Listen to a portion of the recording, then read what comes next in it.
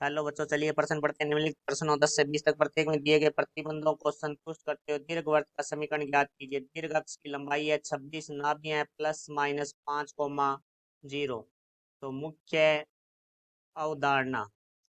तो हमारी जो दीर्घवृत्त है, दीर्घवृत्त की जो मानक समीकरण है वो हमारी होती है x की घात 2 बटे a की घात 2 प्लस y की घात 2 बटे b की घात 2 बराबर 1, जहाँ a बड़ा है b से। इस स्थिति में हमारी जो नाभि है वो होती है ±c,0, जहाँ c है वो हमारे केंद्र से नाभि की दूरी है। और इस स्थिति में हमारी जो दीर्घ अक्ष है की लंबाई, क्योंकि जो यहाँ दीर्घ अक्ष है वो हमारी एक्स एक्सिस है, क्योंकि ए बड़ा है तो बड़ा वाला मान एक्स एक्सिस पे है, तो यहाँ से हो जाएगी दीर्घ अक्ष की लंबाई 2a।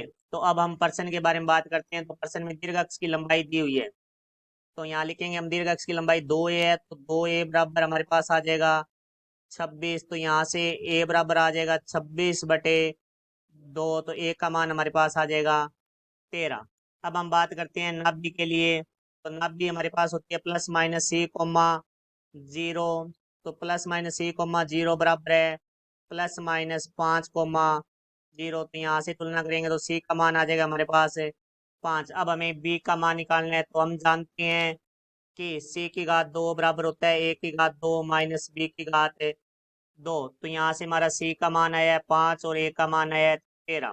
तो यहाँ लिख देंगे हम 5 की घात 2 बराबर 13 की घात 2 माइनस b की घात 2। तो 5 की घात 2 25 हो जाएगा, 13 की घात 2 169 माइनस b की घात 2। माइनस b की घात 2 इधर लाएंगे तो प्लस का हो जाएगा। तो b की घात 2 बराबर 169 प्लस का 25 इधर आके -25। तो यहाँ से घटाएंगे तो हमारे पास आ जाएगा b की घात 2 बराबर 144।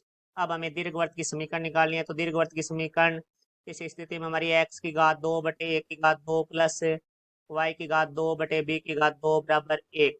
क्योंकि इसकी दीर्घ एक्सिस है वो x एक्सिस है, क्योंकि इसका y निर्देशांक है वो नाभि का हमारा 0 है। तो यहाँ से हम मान रखेंगे x की घात 2 बटे a का मान है 13, 13 की घात 2 प्लस y की घात 2, b की घात 2 का मान हमारा 144 है बराबर 1।